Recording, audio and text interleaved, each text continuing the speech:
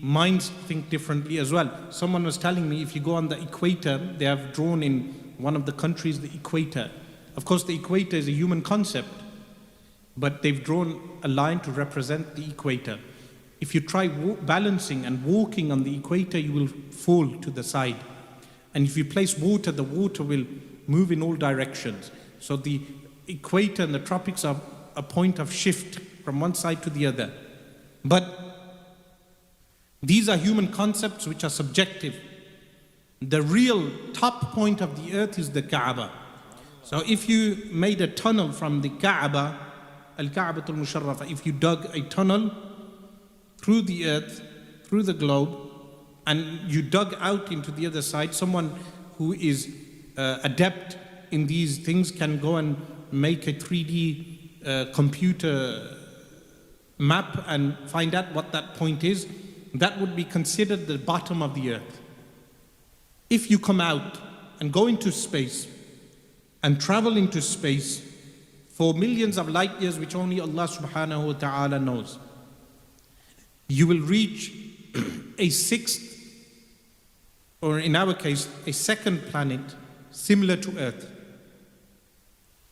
Then if you do the same thing again and travel out, you will reach a fifth Earth-like planet.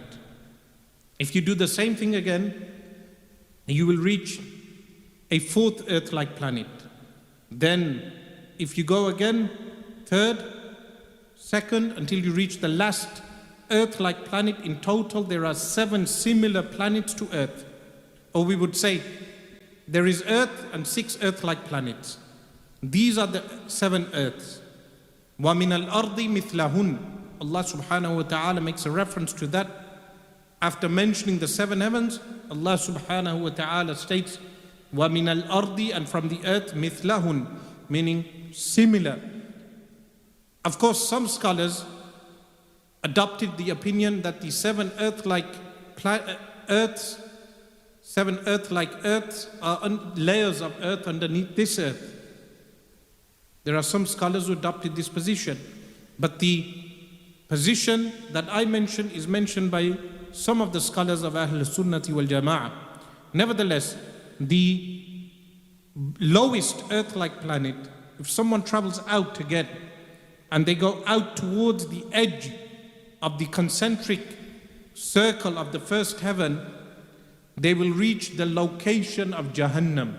Currently, as we speak, Jahannam is located there. And that there are some reports of Sayyiduna Abdullah bin Abbas radiyallahu ta'ala anhuma, that he would say to the people, do not go out onto the sea. Meaning the Arabs, they were not sailors. Even in the time of Sayyiduna Umar radiyallahu ta'ala anhu, he did not send out ships. Why? He said, us Arabs are like locusts on wood, on water. Meaning, if you placed a locust on a piece of wood, and you place the piece of wood on the sea, the locust will be lost.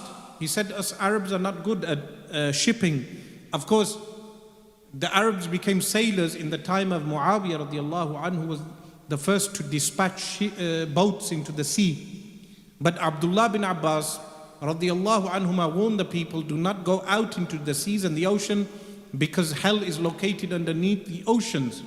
But what he meant by this is that the volcanic eruptions that occur from time to time, and you have the lava appearing, that lava will be added to the hellfire on the Day of Judgment. This is what is meant by the report of Abdullah bin Abbas radiyallahu anhuma.